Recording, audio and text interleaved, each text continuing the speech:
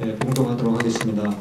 다 함께 일어나셔서 고린도전서 1장 18절 말씀입니다. 앞에 스크린에도 말씀 한 절이기 때문에 제가 표시를 해놓았습니다. 우리 학생들은 앞에 스크린 보셔도 되겠고 또 주보에도 암송 말씀으로 그렇게 기록을 해놨습니다. 우리 같이 한번 한 목소리로 같이 읽도록 하겠습니다. 십자가의 도가 멸망하는 자들에게는 미련한 것이요 구원을 받는 우리에게는 하나님의 능력이라. 아멘. 앉아주시겠습니다.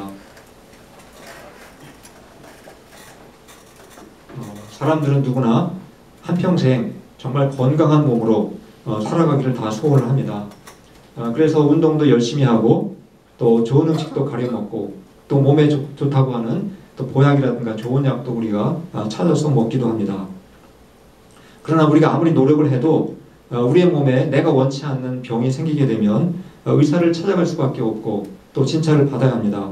그리고 의사의 말대로 수술을 받기도 하고 때로는 처방전에 따라서 우리가 약을 먹기도 합니다. 성경에 보시면은 예수님은 교회의 머리라고 그렇게 표현하고 있습니다.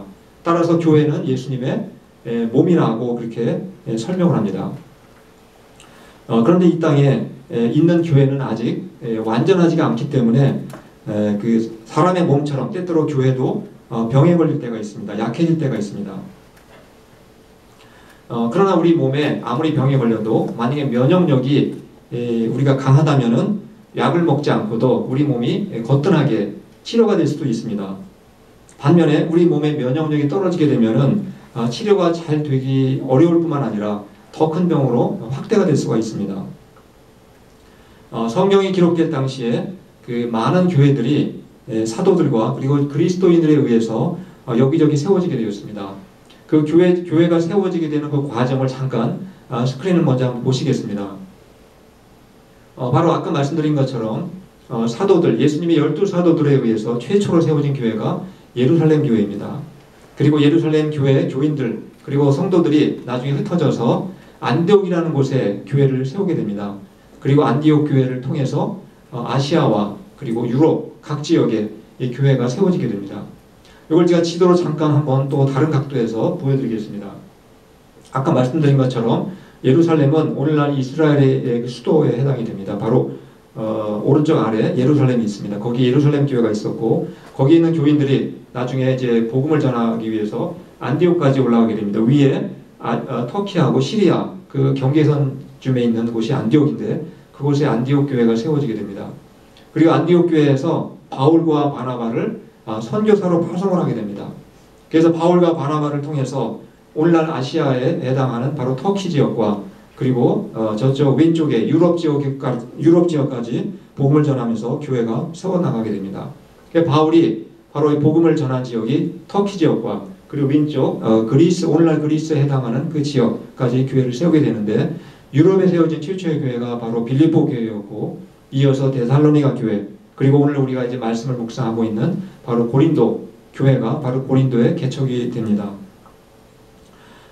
그래서 이 교회를 근데 이 바울은 교회를 개척하고 나면은 그 교회에 계속 머물면서 목회를 하는 것이 아니었습니다.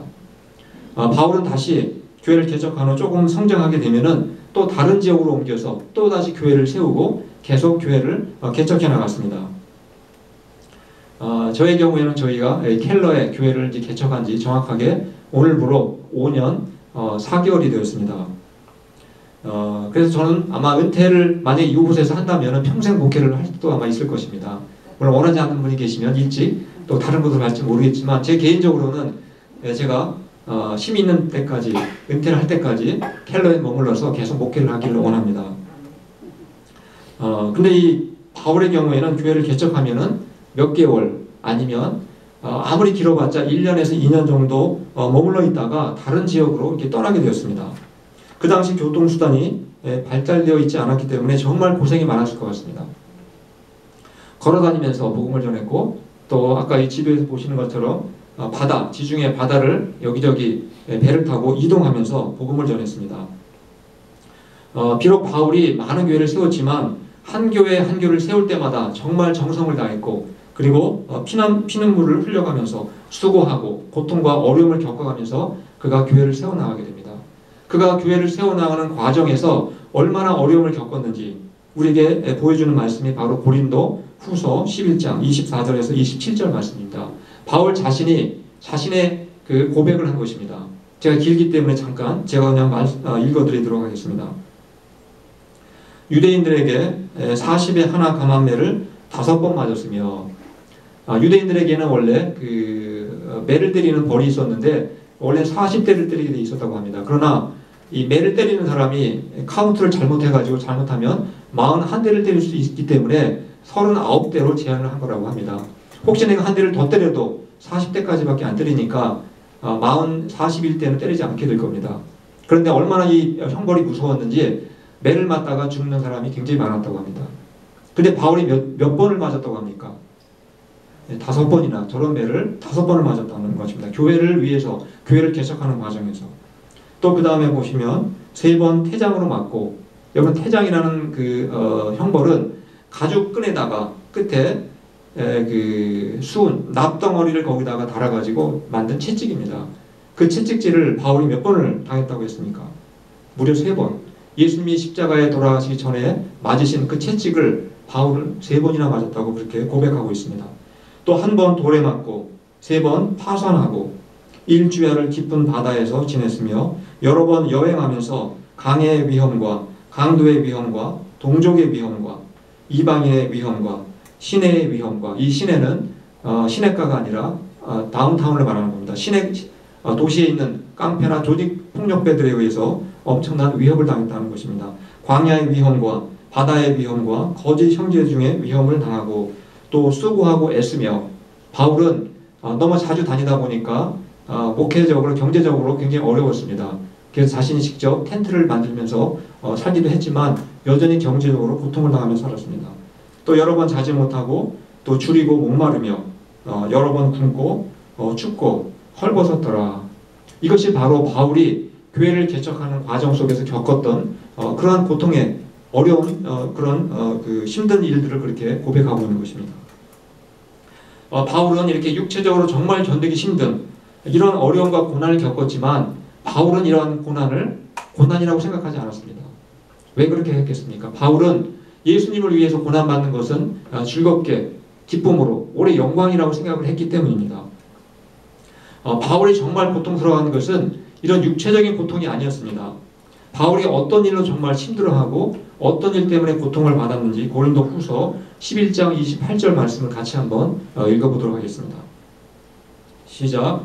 이 외의 일은 고사하고 아직도 날마다 내 속에 눌리는 일이 있으니 곧 모든 교회를 위하여 염려하는 것이니라. 누가 약하면 내가 약하지 아니하며 누가 실족하게 되면 내가 애타지 아니하더냐. 바울을 가장 힘들게 하고 바울을 가장 고통스럽게 한 것은 육체적인 고통이 아니라 바로 교회 염려 때문에 자나깨나 교회 걱정이 많았고 교회 일로 그가 정말 고통을 당했다는 것입니다. 그래서 바울은 교회로부터 좋지 않은 소식이 들려오게 되면 너무나 마음이 애타했습니다. 누군가 죄를 지었다든가 누군가 실족하게 되면 어쩔 줄을 몰라 했습니다. 마음에 심한 고통을 느꼈다는 것입니다.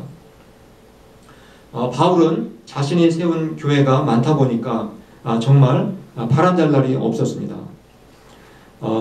신약 성경에 왜 바울이 기록한 성경이 그렇게 많은지 아십니까? 한번 제가 바울이 어떤 성경을 기록을 했는지 먼저 도표로 잠깐 보여드리겠습니다. 바로 로마서에서부터 빌레몬서까지 13권, 총 신약 성경이 27권인데 그 중에 13권을 바울이 기록한 바로 성경입니다. 바울이 이렇게 많은 편지를, 많은 성경을 남길 수 있었던 이유는 바울이 세운 교회가 많다 보니까 교회마다 문제가 역시 많았습니다. 그러한 문제를 해결하기 위해서 편지를 기록해서 편지를 보냈습니다. 그러다 보니까 바울이 쓴 편지가 많아지게 되었고, 그리고 신약 성경의 절반 가까이가 바울이 기록한 바로 책이 된 것입니다. 물론 바울은 그래서 고린도 전서와 고린도 후서라고 하는 2권을 남겼는데 실제로는 고린도의 편지를 2-3권을 더 보냈습니다. 그런데 오늘날 그것이 남아있지 않기 때문에 우리가 고린도 전서와 후서 2권만 갖고 있는 것입니다. 그래서 바울이 기록한 편지 13권 중에서 바로 이 고린도에 보낸 고린도 전서와 후서가 가장 내용도 깊습니다. 고린도 전서는 총 16장 16개의 장으로 기록이 되어 있습니다. 그리고 고린도 후서는 13장으로 기록되어 있습니다. 합치면 몇 장입니까? 총 29장. 신약 성경에서 제일 긴 게 마태복음 사도행전인데 28장까지 있습니다. 근데 고린도 전서와 후서를 합치니까 29장에 해당이 됩니다. 바울이 얼마나 고린도 교회를 위해서 많이 염려하고 걱정을 많이 했는지 우리가 충분히 짐작하고도 나움이 있는 것입니다. 아마 부모님들도 자식이 여러 명이 있게 되면 아무래도 건강한 자식보다는 몸이 약하거나 병든 자식에게 더 많은 관심을 가질 수밖에 없을 것입니다. 마찬가지로 바울도 본인이 많은 교회를 세웠지만 특별히 깊이 병든 교회, 가장 힘이 없는 교회, 약한 교회인 이 고린도 교회를 정말 건강한 교회로 다시 치유하고 회복을 시키기 위해서 얼마나 많이 애를 썼는지 모릅니다. 여러분은 혹시 여러분의 그 몸에서 어떤 병이 나에게 생기지 않기를 가장 원하는 병이 있다면 어떤 것이겠습니까? 어떤 병에 걸리고 싶지 않으십니까? 암일 수도 있을 것입니다. 또 어떤 분은 당뇨일 수도 있겠고, 또 어떤 분은 고혈압일 수도 있을 것입니다. 저는 눈이 나빠서 눈에 병이 생기지 않기를 바라는 사람입니다. 근데 한국 사람들이 가장 병에 걸리고 싶지 않은 병이 암보다 치매라고 합니다. 그런데 문제는 치매 환자가 점점 한국에도 늘어나고 있다는 것입니다. 성경에서 아까 말씀드렸듯이 그 교회는 예수님의 몸으로 비유한다고 말씀드렸습니다. 그러나 이 땅에 존재하는 모든 교회는 아직 완전하지가 않기 때문에, 불완전하기 때문에 여러 가지 종류의 병에 걸릴 수가 있습니다. 교회도 예외가 아닙니다. 그런데 이 문제는 고린도 교회가 다른 교회들보다 더 많은 종류의 병에 걸렸고 더 심각한 병에 많이 걸려 있었다는 사실입니다. 그 많은 병 중에서 바울이 제일 먼저 지적한 병이 있습니다. 지적한 죄가 있습니다. 바로 고린도전서 1장 11절에서 12절 말씀입니다. 고린도 교회가 어떤 병에 걸렸는지 한번 같이 읽어보도록 하겠습니다. 시작. 나는 여러분 가운데 분쟁이 있다는 것을 알게 되었습니다. 다름이 아니라 여러분은 저마다 말하기를 나는 바울 편이다, 나는 아볼로 편이다, 나는 게바 편이다, 나는 그리스도 편이다 한다고 합니다. 즉 고린도 교회에는 바로 4개의 편으로 갈라졌다는 겁니다. 4개의 파로 나뉘어지게 분열되어서 서로 다투고 싸우는 그러한 교회가 되고 말았다는 것입니다. 요즘 우리가 한국의 인터넷을 통해서 소식을 접하게 되면 요즘 국정교과서 문제는 얼마나 시끄럽습니까? 국정교과서를 반대하는 사람과 찬성하는 사람이 서로 분열되어 가지고 지금 서로 다투고 싸우고 있습니다. 그런데 고린도 교회는 몇 개로 분열되었습니까? 2개가 아니고 바로 4개의 파로 그렇게 분열되어서 서로 싸웠다는 사실입니다. 왜 교회 안에 이렇게 분열과 분쟁이 생길까? 요즘에 특별히 한국교회 소식을 들어보면 이런 소식을 너무 많이 접하게 됩니다. 여러 가지 원인이 있을 수가 있습니다. 왜 교회가 분열되는가? 그 중에 하나는 보통 교회가, 저희 교회도 마찬가지지만 개척할 때 처음 개척할 때 모였던 사람들을 우리가 보통 어떻게 부릅니까? 개척 멤버, 창립 멤버라고 보통 부릅니다. 그런데 교회가 좀 성장하게 되면은 창립 멤버 이외에 다른 이제 사람들이 교회에 이제 오게 됩니다. 그러다 보면 어떤 교회는 이 창립 멤버와 그리고 그 이후에 오신 나중에 오시는 분들 간에 서로 거리감이 생기게 되거나 그래서 2개의 그룹으로 나뉘게 돼가지고 분열되는 경우가 가끔 있게 됩니다. 저희 교회에서 3년 동안 유스 그리고 찬양 사역으로 수고해 주셨던 김정윤 목사님이 이제 몇 달 전에 아틀란타에 있는 교회로 가시게 되었는데 그 교회는 3년 전까지만 해도 한 200명 정도 모이는 교회였다고 합니다. 근데 3년이 지나고 나서 무려 1200명이나 되는 큰 교회로 갑자기 급성장을 하게 되었다고 합니다. 그러다 보니까 나중에 오신 분들이 이제 교회에 중요한 역할을 하게 되었고 창립 멤버를 알아보지 못하는 창립 멤버가 새신자인지 알고 착각하는 경우도 생기는 일이 종종 있었다고 합니다. 그래서 자기가 창립 멤버인데 나를 알아주지 못한다고 서운해서 교회를 떠나신 분들도 꽤 있다는 것입니다. 그래서 가끔 이렇게 교회가 이러한 일로 분열되는 경우가 가끔 있습니다. 저희 교회의 경우에는 다행인지 불행인지 창립 멤버가 한 분도 안 계십니다. 이런저런 사정으로 한국 가신 분도 계시고 떠나신 분도 있기 때문에 아마 저희 교회는 이런 종류의 분열은 생기지 않을 거라고 생각을 합니다. 또 교회 안에 분열이 생기는 이유 중에 하나는 바로 목회자가 바뀔 때 교회 분열이 생길 때가 참 많이 있습니다. 대부분의 교회 분열은 목회자가 바뀔 때 생기게 됩니다. 고린도 교회도 바울이 교회를 개척했는데 바울은 교회를 개척하고 금방 떠나는 사람이기 때문에 후임 목회자인 바로 아볼로가 개척 이 고린도 교회의 목회자로 오게 되었습니다. 근데 그 아볼로와 이 바울은 너무너무 다른 사람이었습니다. 성격도 달랐고 목회 스타일도 달랐고 설교 스타일도 서로 달랐습니다. 바울은 글은 잘 쓰지만 말은 잘 못한다고 하는 평이 있었습니다. 반면에 후임으로 오게 된 아볼로는 얼굴도 잘생긴 미남이었고 미남 목회자였고 그리고 웅변을 배웠기 때문에 말을 너무나 잘했습니다. 그리고 사람들을 이렇게 끌어들이는 뭔가 이 카리스마도 갖고 있었던 것 같습니다. 그러다 보니까 교인들이 전임 목회자 바울과 후임 목회자 아볼로를 자꾸 비교하게 되었습니다. 그래서 어떤 사람들은 후임 목회자인 아볼로가 훨씬 낫다 그렇게 평하면서 바울을 좀 비난하는 사람들이 생기게 되었습니다. 그러다 보니까 그래도 개척 목사인 바울이 영성도 뛰어나고 위대한 사도 아니냐 하면서 그걸 변호하는 과정에서 바울을 또 따르는 사람들이 생기게 되었습니다. 아마 그러던 어느 날 혹시 베드로가 고린도 교회에 특별 부흥에 아마 강사로 왔었는지 모르겠습니다. 베드로에 대한 그런 어떤 그 소식을 듣고 베드로를 접했는지 모르지만 그 고린도 교인들 가운데 베드로는 예수님의 수제자이기 때문에 그가 진정한 위대한 지도자다라고 하면서 베드로를 따르는 사람들도 생기게 되었습니다. 그런데 이번에는 나는 사람을 따르지 않겠다. 나는 오직 예수님만을 팔로우하겠다. 요즘 트위터나 페이스북에도 팔로우하는 게 있지 않습니까? 나는 예수님만 팔로우하겠다 하면서 그리스도파라는 또 파가 생기게 되었습니다. 그래서 고린도 교회 안에는 크게 4개의 파, 바로 바울파, 아볼로파, 그 다음 베드로파, 그리고 그리스도파 이 4개의 파가 생기게 된 것입니다. 사람이 그 병에 걸리는 원인은 여러 가지 원인이 있을 수가 있습니다. 우리가 더러운 환경에서 살게 되면은 병에 걸릴 수가 있습니다. 또 우리가 음식을 잘못 먹게 되면 또 병에 걸릴 수 있고 또 음식을 잘 먹고 좋은 환경에 살아도 내가 운동을 하지 않게 되면은 또 우리가 병에 걸릴 수가 있습니다. 그런데 실제로 사람이 병에 걸리는 직접적인 원인은 결국 우리 몸의 면역력이 떨어지기 때문에 병에 걸린다는 것입니다.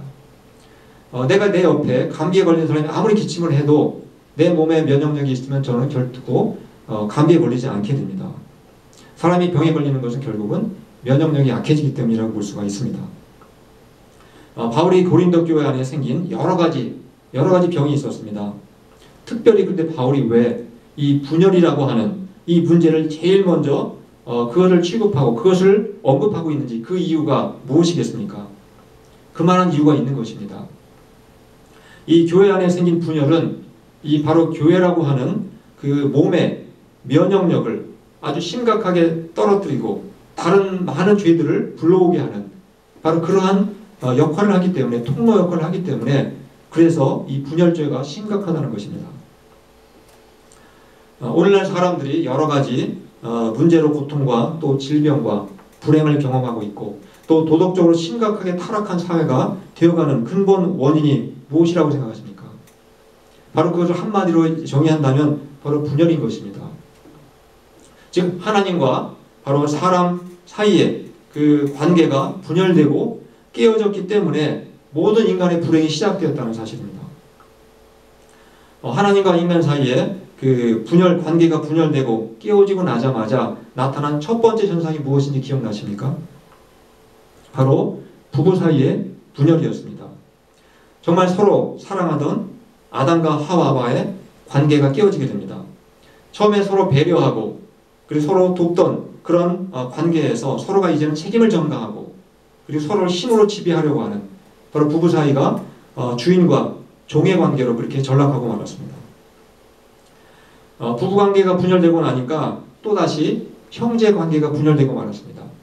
형인 가인이 동생 아벨을 돌로 쳐서 죽이는 최초의 살인사건이 발생하게 됩니다.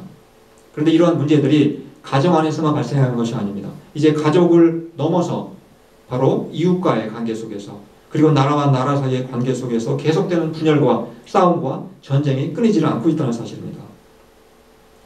따라서 무엇보다도 사람들과의 이 분열된 관계가 치료가 되고 회복되지 않는다면 우리가 겪고 있는 모든 문제, 모든 불행, 모든 어려움에 대한 해결 방법이 전혀 없다는 사실입니다.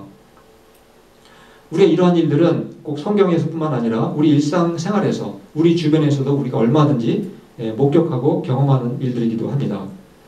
여러분은 오늘날 가정 안에서 일어나는 대부분의 그 고통과 불행의 원인이 무엇이라고 생각하십니까? 모든 가정 문제의 시작은 부부관계에서부터 시작이 되는 것입니다. 부부관계의 분열에서부터 시작이 됩니다. 혹시 가정 안에 누가 아프다고 해서 가정 문제가 생기는 경우 보셨습니까? 만약에 가족 중에 누가 아프게 되면 오히려 더 아껴주고 더 배려하고 서로 돌보기 위해서 더 가족과의 관계가 더 좋아지는 경우가 더 많습니다. 그러나 이 부부 사이에 이 분열이 생기게 되면 부모와 자식 사이의 관계가 또다시 분열됩니다. 엄마 아빠가 분열된 상태에서 자식의 경우에 누구 편을 들어야 될지, 엄마 편을 들어야 될지 아빠 편을 들어야 될지 갈등하게 될 수가 있고, 그 속에서 자기도 모르게 한쪽을 미워할 수도 있게 된다는 사실입니다.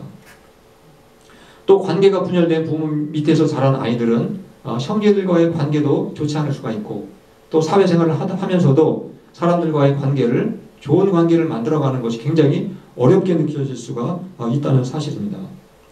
오늘날 가정이 붕괴되는 가장 큰 이유는 공부를 못해서도가 아닙니다. 또 누군가의 몸에 병이 있기 때문도 아닙니다. 돈이 없어서도 아닙니다. 가족 안에 문제가 생기는 근본 원인은 바로 부부관계의 분열에서부터 시작된다는 사실입니다. 바로 고린도 교회도 교인들 사이에 관계가 분열되고 나니까 그 이후에 여러 가지 문제들이 계속해서 생기게 된 것입니다.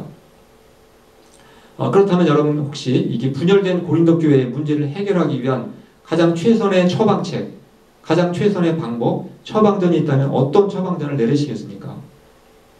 아예 그냥 4개 교회로 쪼개는 것이 가장 쉽고 간단하지 않습니까? 그래서 바울을 따르는 사람들은 원래 있던 교회에 머물러 있으면서 고린도 제1침례교회, 그리고 아볼로를 따르는 사람들은 고린도 제2침례교회, 그리고 베드로를 따르는 사람들은 고린도 제3침례교회, 그리고 그리스도파라고 하는 사람들은 그냥 고린도 그리스도교회, 이런 식으로 만약 교회를 4개로 나눈다면 그냥 쉽게, 가장 쉬운 방법이라고 생각할 수도 있을 것입니다. 그러나 우리가 이 사람들과의 관계 속에서 갈등과 우리가 분열을 겪고 있을 때 내가 그것을 정말 회복해보고 내가 그걸 정말 치유해보고 이러한 경험을 하지 않은 상태에서 교회가 나뉘거나 사람과의 관계가 나뉘게 되면은 또다시 똑같은 갈등, 똑같은 관계의 분열이 계속해서 반복한다는 사실입니다. 그래서 바울이 분열된 고린도 교회를 치유하고 회복할 처방전을 우리에게 주고 있습니다. 그 처방전이 바로 고린도전서 1장 18절 말씀입니다. 우리가 아까 처음에 읽었던 말씀이지만 같이 한번 읽어보도록 하겠습니다. 시작. 십자가의 도가 멸망하는 자들에게는 미련한 것이요 구원을 받는 우리에게는 하나님의 능력이라. 우리를 처음에 구원받게 해준 이 십자가의 원리를 내가 깨닫고 그리고 믿게 될 때 모든 문제가, 근본 문제가 해결이 된다는 사실입니다. 십자가의 복음은 하나님과 사람 사이에 분열되고 그 깨어진 관계를 회복할 수 있는 유일한 열쇠라는 사실입니다. 이러한 열쇠를 갖고 있는 사람은 사람과 사람 사이에 분열되고 깨어진 관계를 회복할 수 있는 바로 능력을 갖게 된다는 사실입니다. 그래서 십자가의 도는 하나님의 능력이라고 그렇게 우리에게 말씀하고 있는 것입니다. 바울은 분열된 고린도 교회를 향해서 예수님이 왜 우리를 위해서 대신 십자가에 못 박혀 죽으셨는지 십자가의 도를, 십자가의 복음을 깊이 묵상하라고 강력하게 충고하고 있는 것입니다. 십자가는 교만한 사람을 겸손하게 만들어줍니다. 그리고 겸손한 사람은 결코 갈등을 일으키거나 미움을 일으키거나 분열을 일으키지 않게 됩니다. 오늘 한번 우리는 우리 자신들을 한번 돌이켜보시면서 나는 과연 갈등과 분열을 만드는 사람인가? 아니면 나는 하나됨과 화목을 만들어가는 사람인지 한번 곰곰이 생각해 보시기 바랍니다. 저희들 모두 다 십자가의 도, 그리고 십자가의 원리, 십자가의 복음을 날마다 깊이 묵상하시면서 내가 어디에 있든지 어디를 가든지 항상 화평케 하는 자, 그리고 피스메이커로 그렇게 살아가시기를 간절히 축원합니다. 이 시간 우리 말씀을 기억하시면서 찬송가 350장 부르시고 함께 기도하는 시간 갖도록 하겠습니다.